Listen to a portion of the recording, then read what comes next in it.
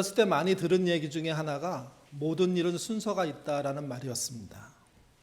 작은 일로부터 큰 일, 소소한 일로부터 중요한 일, 또 변두리에서 중심으로 무언가 차근차근 꾸준히 성장하면서 결국은 결정적인 일과 기회를 향해서 간다. 그때를 준비하는 게 삶이라는 거죠. 그런 의미에서 마태, 마가, 누가 복음은 비슷한 방향을 갖고 있습니다. 베들레헴에서 태어난 예수님은 헤롯의 핍박을 피해서 애굽으로 피신을 다녀오시고 난 다음에 이스라엘의 변방인 나사렛에서 사십니다. 거기서 어린 시절을 다 보내셨습니다. 그리고 30세가 되어서 요단강에서 세례를 받으시고 12제자를 부르시고 초반에 활동을 갈릴리 호수 주변에서 하십니다. 갈릴리만이 아니라 이스라엘의 변방인 사마리아, 그리고 두로와 시돈, 데가볼리 이방 땅인데요. 그곳에서도 그분의 사역은 이어집니다. 근데 마태, 마가, 누가는 그런 지역의 사역이 많이 기록되어 있고 난 다음에 나중에 3분의 2 정도의 기록이 지나간 다음에서야 어디가 등장하냐면 예루살렘이 등장합니다. 이제 중앙으로 그분이 올라가시는 거죠. 예루살렘 성전에서 드디어 대결전이 벌어지는 겁니다. 모든 일에 순서가 있단 말처럼 주님은 작고 소소하고 변방에 위치하셔서 자기의 일상 속에서 하루하루를 보내시다가 30세 되신 후에 자기의 삶 속에 이제 하나님의 사역을 하겠다는 생각을 키워나가시고 그리고 힘을 모아서 마지막 시간에 예루살렘에 올라간 거죠. 이런 기록이 공관복음의 기록입니다. 근데 요한복음은 완전히 다릅니다. 지난번에도 말씀드렸지만 마태, 마가, 누가복음이 보여준 순서와 내용과 방법이 많이 다르다는 겁니다. 특별히 요한복음은 새 복음서가 기록된 이후 한 30년 뒤에 기록된 책입니다. 그렇기 때문에 무엇이 더 중요한가? 무엇이 더 해야 될 이야기일까? 무엇이 더 신학적인가? 하는 고민들을 한 것 같습니다. 그리고 그 내용들을 본격적으로 기록합니다. 그 본격적으로 기록한 본문이 오늘 본문입니다. 이 본문 바로 직전이 2장 12절인데요. 혼인잔치가 끝나고 난 다음에 예수님이 뭘 하셨는지를 보여주는 대목입니다. 같이 읽겠습니다. 그 후에 예수께서 어머니와 형제들과 제자들과 함께 가버나움으로 내려가셨으나 거기에 여러 날 계시지 아니하시니라. 물로 포도주를 만든 사건은 대단한 사건이었습니다. 제자들에게 자부심을 주는 건 물론이고 예수님의 어머니에게도 너무 행복한 시간이었을 겁니다. 깨진 흥이 다시 살아나고 신랑이 큰 칭찬을 받고 그 역할을 해낸 자가 자기의 아들인 이 모습 속에서는요, 그야말로 즐거움이 더 오래 더 지속될 것 같았는데 예수님은 어머님과 함께 가버나움으로 내려가시고 난 다음에 며칠 후에 바로 예루살렘으로 올라가십니다. 2장 13절 말씀 같이 읽겠습니다. 유대인의 유월절이 가까운지라 예수께서 예루살렘으로 올라가셨더니 가버나움에서 며칠 계셨던 예수님이 유월절에 대해서 예루살렘에 올라가셨죠. 근데 13절은 유월절을 유대인의 유월절이라고 표현합니다. 혼인잔치에서 정결식의 의식에 쓰였던 물을 변화시켜 포도주를 만드셨다는 이 이야기 속에 유대교가 능력이 떨어졌구나, 아니 능력이 없구나 하는 것을 감지할 수 있는 부분이 있었습니다. 그러니까 정결의식에 쓰는 그 물이 아무 소용이 없는데 주님의 말씀 한마디에 바뀌어버렸다는 거죠. 다시 혼인잔치가 끝나고 난 다음에 예루살렘으로 올라오신 예수님이 유월절을 지키는데 이 유월절을 유대인의 유월절이라고 얘기합니다. 유월절은 다른 말로 하면요, 묵과절이라고도 합니다. 이집트의 모든 장자가 하나님의 천사에 의해서 죽임당할 위험에 빠졌을 때 어린 양의 피를 바른 문설주와 인방에 바른 그 집은 넘어가게 되는, 묵과하게 되는 그런 일들이 발생했거든요. 근데 여러분, 이때 히브리인, 유대인의 선조죠. 그 히브리인들만 그 은혜를 받은 게 아닙니다. 그 말을 그대로 따른 모든 사람이 그 은혜를 받은 겁니다. 우리는 히브리인만, 유대인의 선조만 그 은혜를 받았을 거라고 확신하는데 그건 사실 자체가 아닙니다. 그때도 하나님께서 주시는 복음은 보편적이었습니다. 물론 지역적인 한계를 뚜렷하게 드러내고 있지만, 그러나 같은 지역에 있는 사람들 안에서는요, 민족을 구분하지 않고 남녀를 구분하지 않고 노소를 구분하지 않았습니다. 그 말씀을 듣고 그대로 순종하는 모든 사람들에게 그 묵과 절의 은혜가 있었던 거죠. 장자가 죽지 않는 은혜를 경험하게 됐던 거죠. 그렇기 때문에 유월절은 유대인의 유월절이 아닙니다. 묵과절은 유대인만의 묵과절이 아닙니다. 모든 사람을 위한 유월절이고, 그 모든 사람을 위한 유월절을 유대인의 유월절이라고 쓰는 것은 대단히 잘못된 표현입니다. 유대인들이 유월절의 주인처럼 행사하고 있다는 거죠. 이 유월절에 대한 안타까움을 13절 이후에 예수님의 활동을 통해서 사도 요한은 기록합니다. 14절부터 16절의 말씀 읽겠습니다. 성전 안에서 소와 양과 비둘기 파는 사람들과 돈 바꾸는 사람들이 앉아 있는 것을 보시고 노끈을 채찍으로 만드사 돈 바꾸는 사람들의 돈을 쏟으시며 상을 엎으시고 비둘기 파는 사람들에게 이르시되 이것을 여기서 가져가라. 내 아버지의 집으로 장사하는 집을 만들지 말라 하시니. 예수님은 분명 분노하셨습니다.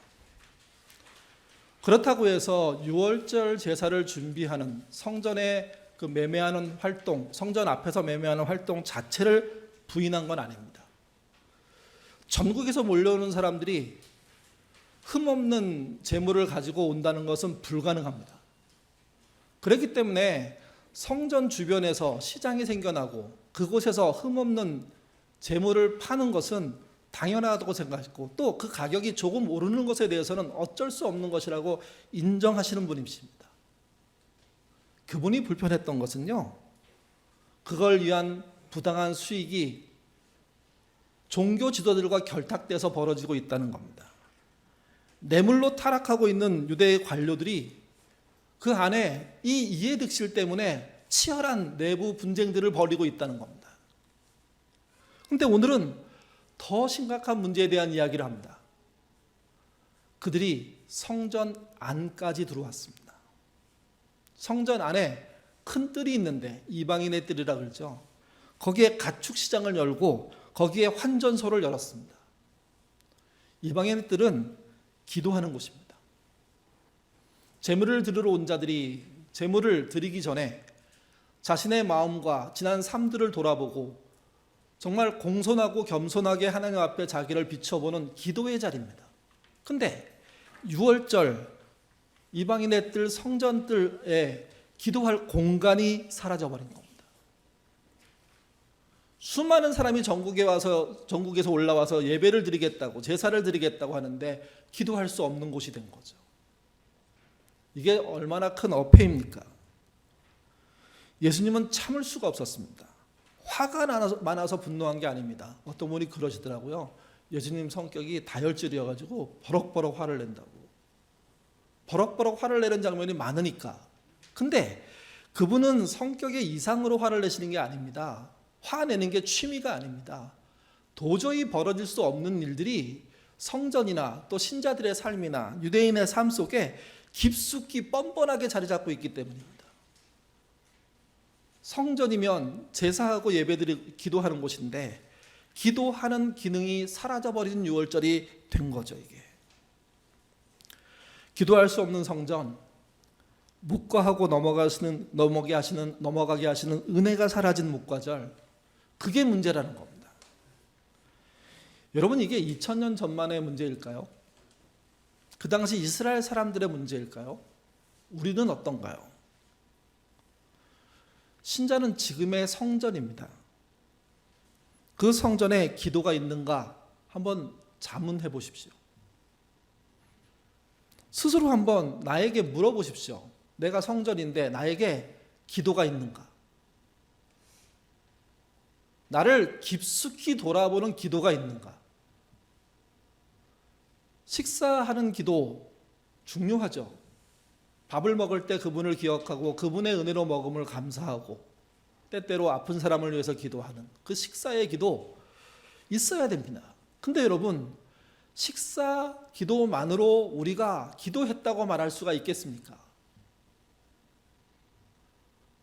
우리가 예루살렘 성전과 똑같은 성전은 아니지만 그 의미를 전부 이양받은 성전인데, 그래서 이제 신자 한 명 한 명이 지금 존재하는 성전인데, 그 성전에 만약에 기도가 없다면, 기도할 자리가 없다면, 기도하는 시간이 없다면 예루살렘 성전과 우리가 갖고 있는 성전이 뭔 차이가 있겠습니까?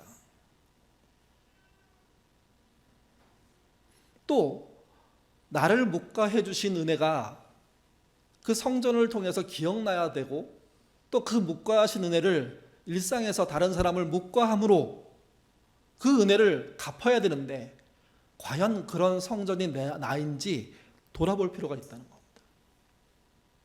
주님은 다른 생각 하나도 안 하시고요, 성전 척결, 딴데 청소라고 얘기하죠. 정화라고도 얘기합니다. 그 척결을 시작하셨고 감행하셨습니다. 이 장면이 얼마나 충격적이었는지 많은 사람들이 들끓습니다. 분노합니다. 도대체 어떤 인간이 성전에서 저렇게 소란을 피우는지. 그때 제자들의 반응이 이 본문에 기록되어 있습니다. 17절 같이 읽겠습니다. 제자들이 성경 말씀에 주의 전을 사모하는 열심이 나를 삼키리라 한 것을 기억하더라. 마태, 마가, 누가복음을 읽으면서 자주 느끼는 제자들은 좀 무식해 보입니다. 수제자라고 하는 베드로 역시도 너무 나대고 설레발치고 하던 말 뒤집고, 그래서 신뢰하기 좀 어렵다, 이런 뉘앙스를 갖게 됩니다. 그래서 배우지 못한 제자들이란 말을 우리가 자주 쓰죠. 근데 여러분, 요한복음에 등장하는 제자들, 여기도 12제자일 건데, 그 제자들이 예수님이 하신 성전에서 성전 척결 그 행동을 보고 나서 그들이 뭘 했냐면 옛날에 읽었던 말씀을 기억했습니다. 한 명이 아닙니다. 제자들이라고 얘기합니다.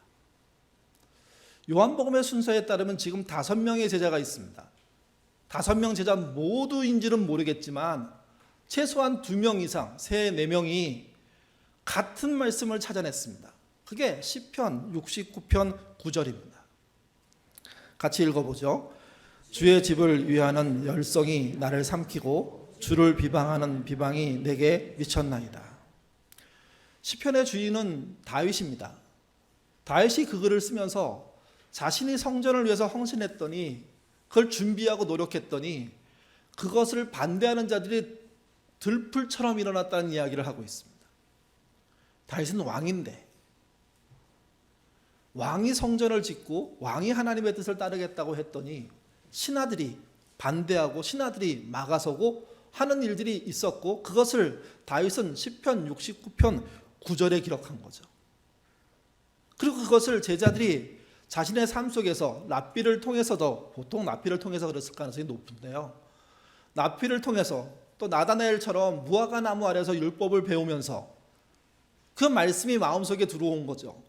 자리 잡고 있었던 거죠. 그리고 어느 날 예수님과 함께 그의 제자로 활동하게 됐는데, 예수님이 예루살렘 성전에 올라가서 성전 척결을 하는 그 모습을 보고 그 말씀이 동시에 떠오른 겁니다.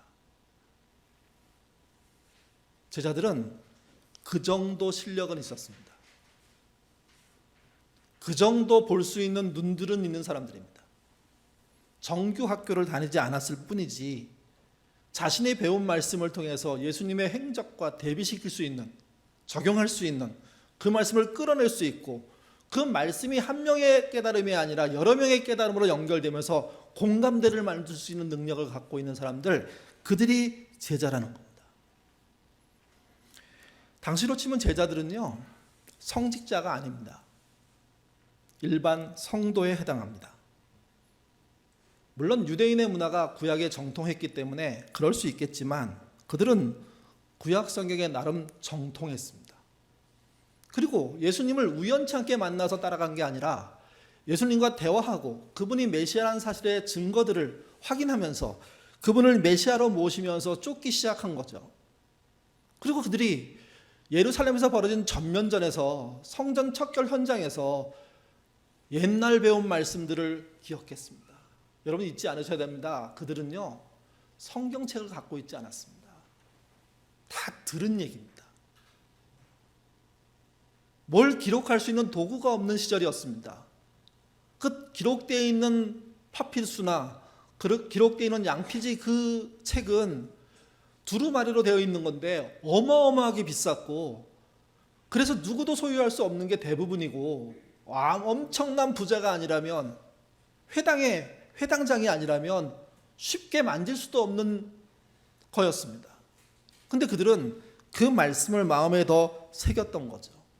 아마 책이 없어서 더 간절했을지도 모릅니다. 듣는 이야기로만 기억해야 되니 더 마음속에 되새겼을지도 모릅니다. 오히려 우리는 한 집에 책을 여러 권씩 갖고 있음에도 불구하고 그 책에 먼지 떠는 일 말고는 하지 않는 그런 신자이라면 문제가 있는 거죠, 사실은.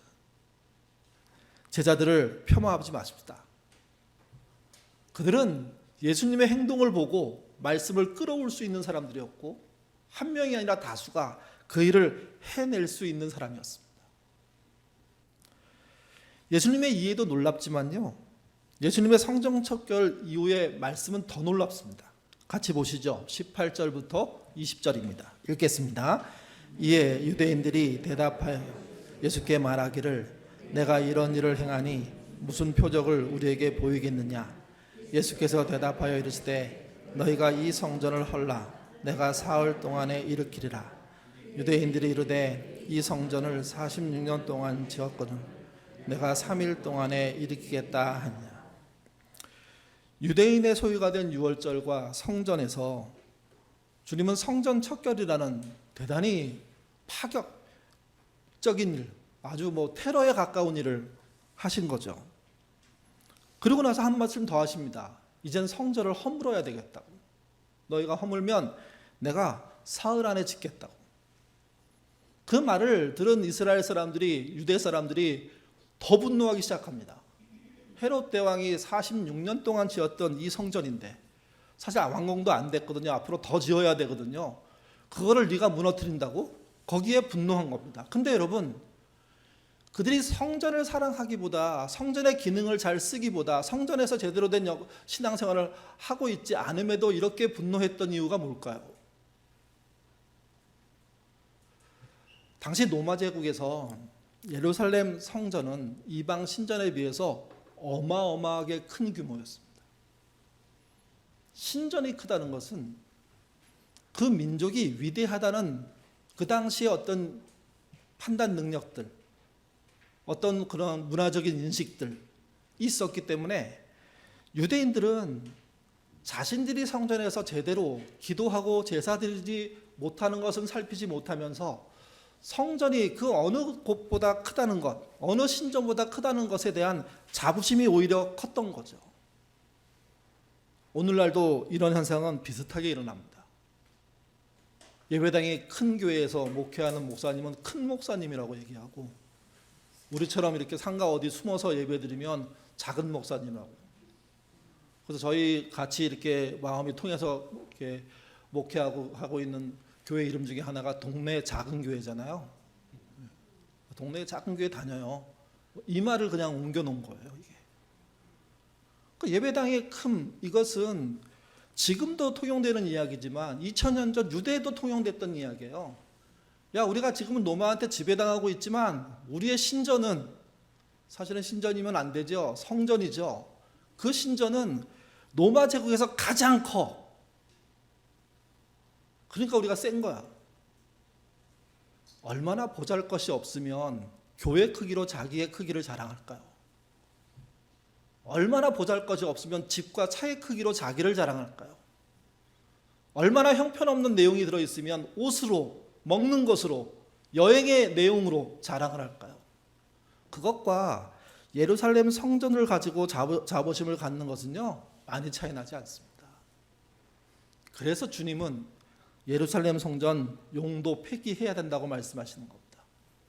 허물어뜨리라고 말씀하시는 겁니다.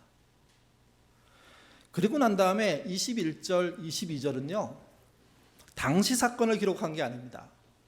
사도 요한의 해설입니다. 이 사건에 대한, 그리고 그 사건을 오랫동안 지켜보고 난 그 이후에 자신이 알고 있는 내용을 요약해서 기록한 겁니다. 21절, 22절 읽겠습니다. 그러나 예수는 성전된 자기의 육체를 가리키고 말씀하신 것이라. 죽은 자 가운데서 살아나신 후에야 제자들이 이 말씀하신 것을 기억하고 성경과 예수께서 말씀, 그들도 한참 후에 믿었습니다. 왜? 당장 벌어진 눈앞에서의 일은 성경을 대비해서 풀 수는 있었지만 그러나 믿을 수는 없었습니다.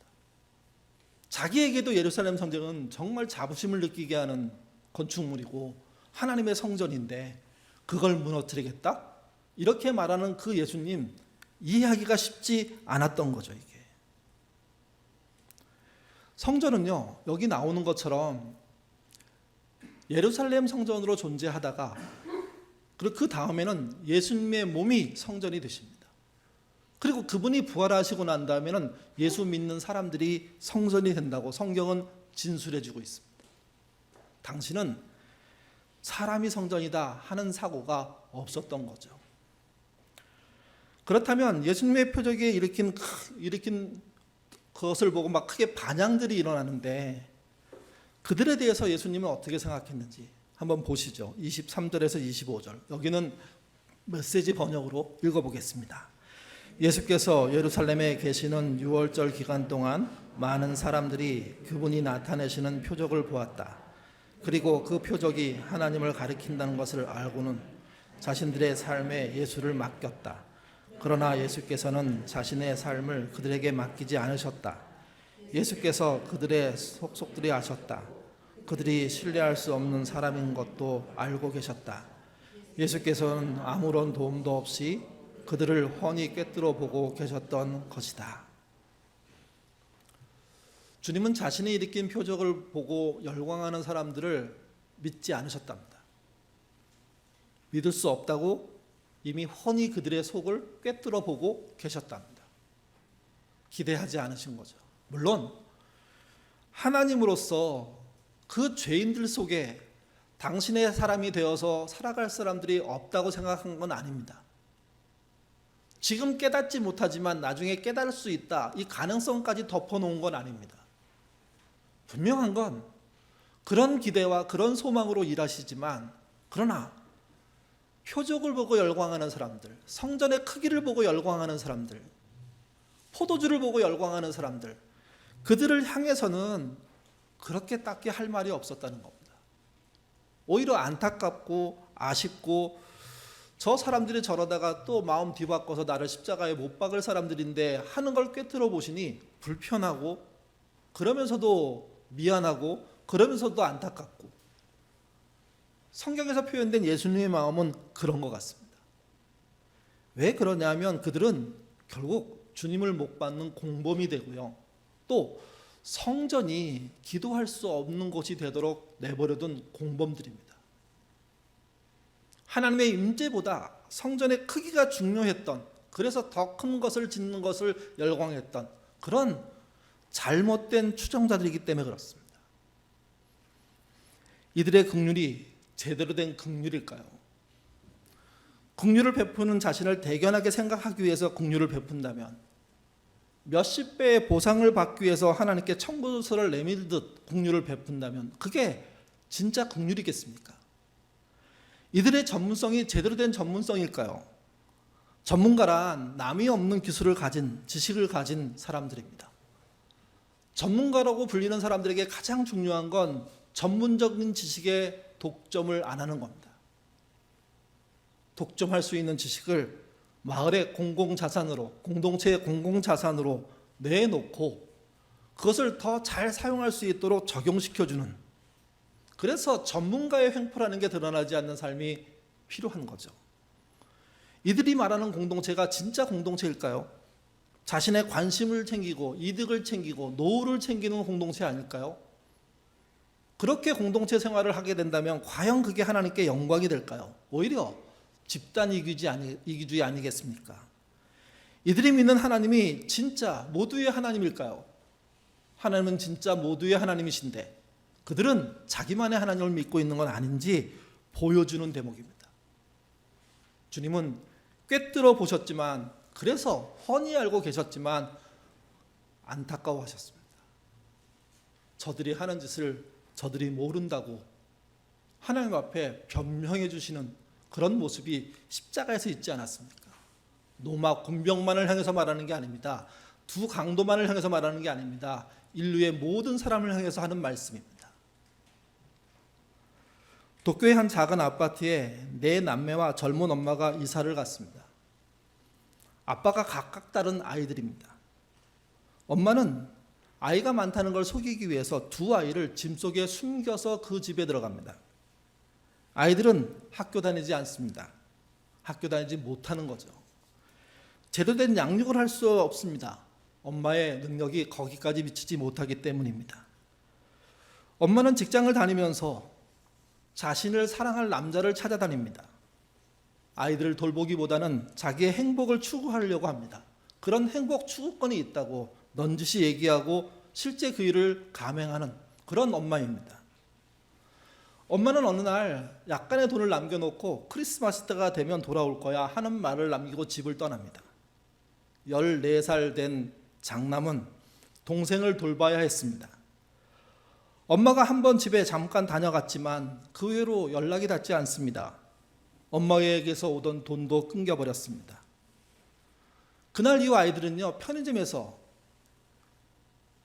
유통기간이 지난 음식을 얻어다가 먹으면서 살았습니다. 좀 더 시간이 지나니 전기도 끊기고 수돗물도 끊깁니다. 그리고 어느 날 막내가 죽었습니다. 자기들끼리 장례를 치릅니다. 여러분, 이 이야기는 1998년 일본 도쿄에서 실제 일어난 일을 영화로 만든 아무도 모른다는 영화의 내용입니다. 스가모 아동 방치 사건이라고 그 당시에 대단히 유명했던 사건입니다. 이걸 영화로 만들었다고 이 영화 감독은요, 일본 사람한테 문매를 맞았습니다. 우리는 아시아인이 아니라 유럽인인데, 우리는 이 아시아 전체를 하나로 묶을 정말 종주, 패권 국가인데, 이런 위대한 천황의 그런 길을 이어받은 그런 민족인데, 이런 어쩌다 생긴 사건 자체를 공개해가지고 그것도 영화를 만들어가지고 세계적인 망신을 준다고. 전 세계적으로는 이 영화가 매우 충격을 받으면서 우리는 안 그런가? 우리 안에는 이런 아이들 없나? 이런 엄마 없나? 이런 가정 없나? 하는 정말 논쟁점들을 불러일으키고 자기의 삶을 돌아보게 만드는 일들을 했는데, 일본에서는요 전혀 받아들이지 않았습니다.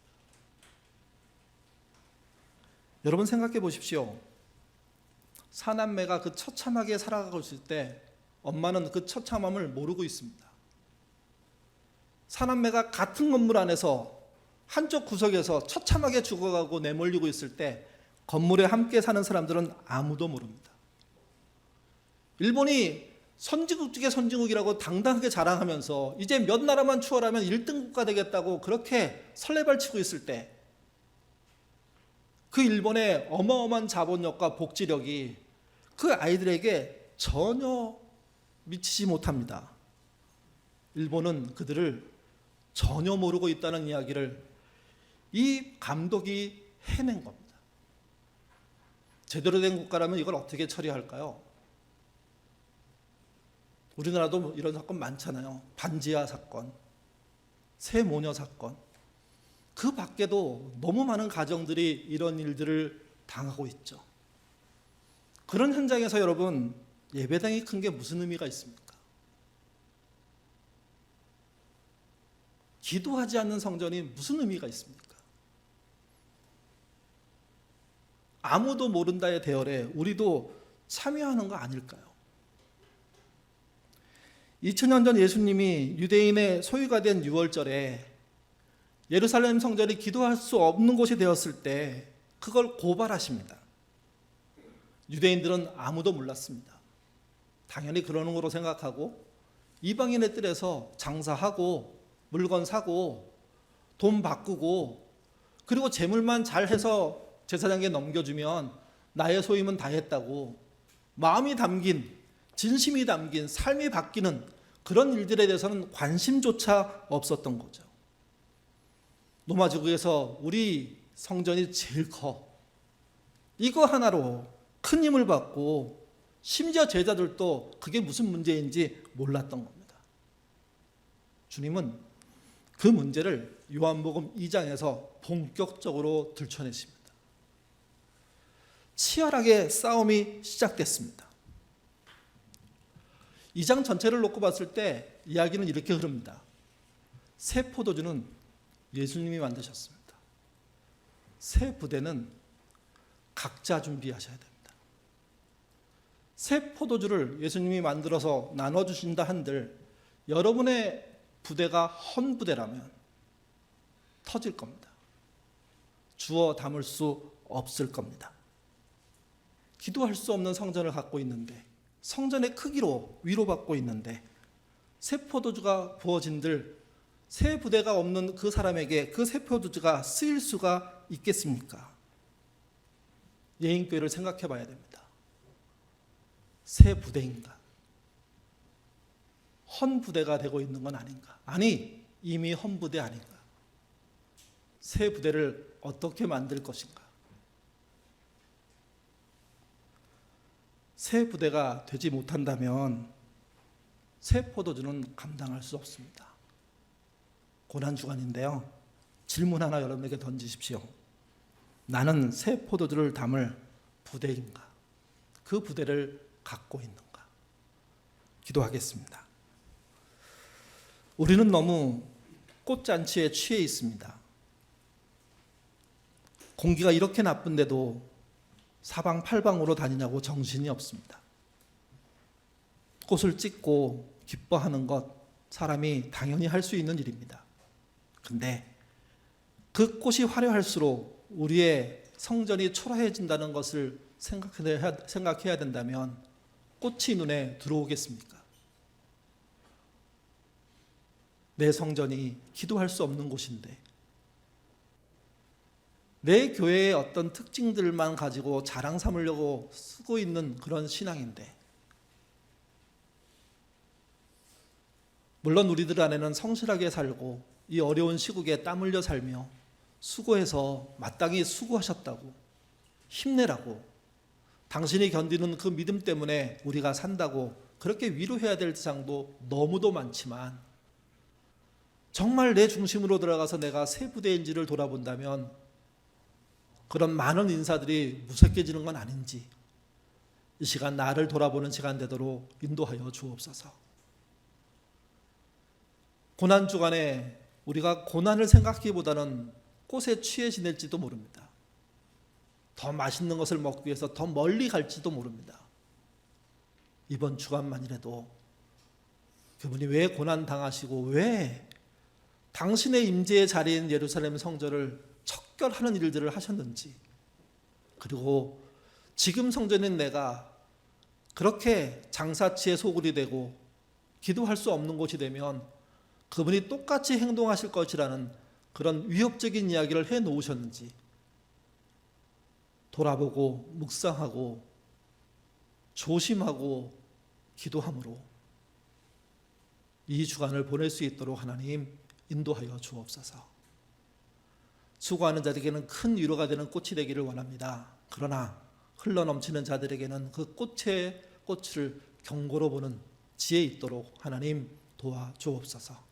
감사하며 예수님 이름으로 기도드립니다. 아멘.